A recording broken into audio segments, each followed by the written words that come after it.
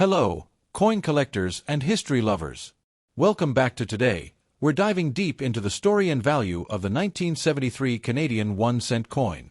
This little piece of copper has more history and hidden value than most people think. The 1973 Canadian 1-cent coin features two iconic images. On the reverse, we have the famous maple leaf twig designed by G.E. Kruger Gray, an image that's been a Canadian symbol since 1937. And on the obverse, the young portrait of Queen Elizabeth II, designed by Arnold McKim. Made from 98% copper, 0.5% tin, and 1.5% zinc, this coin weighs 3.24 grams and has a diameter of 19.05 millimeters. It was struck by the Royal Canadian Mint during a very interesting year in Canadian history. Canada's 100th anniversary of the Royal Canadian Mounted Police, RCMP, 1973, is well known to collectors for the RCMP commemorative quarter. But here's a lesser-known fact. A few 1973 pennies were accidentally struck with the older 1972 die. These coins have a slightly different obverse design and are known as the small bust or obverse variety. The standard 1973 penny has what's called the large bust, while the rare ones have the small bust, a remnant from 1972. So, if you have a 1973 Canadian penny, check the Queen's portrait carefully. This error variety can increase the value dramatically. Now let's talk about numbers. In 1973, the Royal Canadian Mint produced a massive 457, 061, 0001 cent coins. So, it's safe to say they're not exactly rare, but there's a twist. In circulated condition, a regular 1973 penny typically holds a value of 1 to 5 cents, depending on its condition. But if it's in high-end circulated condition or almost uncirculated, AU, collectors might pay around 10 to 25 cents, especially if they need it for their date-run collection. However, if you have a coin in uncirculated or brilliant uncirculated condition, its value can jump to $1 to $5 CAD or more, especially if graded and certified. Now let's revisit the small bust variety. These error coins are highly sought after and can fetch anywhere from $5 to $50 CAD, depending on condition. Some uncirculated examples of the small bust variety, especially those certified by companies like ICCS or PCGS, have even sold for $100 or more at auctions. If you're not sure which version you have, compare your coin to a 1972 penny and a regular 1973 penny. The Queen's portrait will look slightly smaller and more delicate in the rare variety. So, what should you do if you have a 1973 Canadian penny? First, check the condition. Coins with fewer scratches and more luster are worth more. Second, look closely at the Queen's bust. Use a magnifying glass to check if it's the rare small bust variety. Third, consider getting your coin graded if it appears uncirculated or if you suspect it's a rare variety. These steps can help you uncover hidden value and even make a great addition to your coin collection. The 1973 Canada 1-cent coin may be common, but it's full of surprises, from error varieties to high-grade gems. So before you toss that penny into a coin jar, give it a second look. It might be worth much more than 1 cent. The year 1973 was significant in Canadian history as it marked the 100th anniversary of the Royal Canadian Mounted Police, RCMP, founded in 1873 as the Northwest Mounted Police.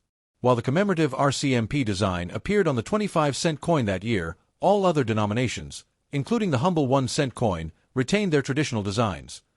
The obverse of the 1973 penny features the second effigy of Queen Elizabeth II, designed by British sculptor Arnold McKim. This portrait had been in use on Canadian coins since 1965. However, in 1973, something unusual happened. A small number of 1-cent coins were struck using an older 1972 die. This resulted in a subtle but valuable variation known as the small bust variety. This happened during a transitional phase when the Royal Canadian Mint was updating dies. Some coins received the old version of the Queen's portrait from 1972, while others received the newer, slightly larger version, the large bust. Over 457 million Canada 1-cent coins were produced in 1973, all made from a traditional bronze alloy, 98% copper, 0.5% tin, 1.5% zinc. They were struck at the Royal Canadian Mint in Ottawa. Though 1973 pennies were common in circulation for many decades, Canada officially ceased production of the 1-cent coin in 2012, making these older coins increasingly collectible today. The 1973 penny is a perfect example of how small coins can hold historical and collector value. Whether you're hunting for the small bust variety, assembling a date run, or simply preserving a piece of Canada's monetary history, this coin remains a favorite among numismatists. Today, we're diving deep into a fascinating little coin that's been part of Canada's everyday life for decades, the 1981 Canadian 1-cent coin, also known as the penny. If you've ever wondered about the value of these coins in circulation, their history, or whether they're worth keeping in your collection, this video is for you. Let's get started. The Canadian penny has been around since 1858, serving as the smallest denomination of Canadian currency. By 1981, the penny was well established, featuring the classic design of Queen Elizabeth II on the obverse and the iconic maple leaf twig on the reverse point. 1981 was part of a longer series of pennies that carried this design, produced by the Royal Canadian Mint.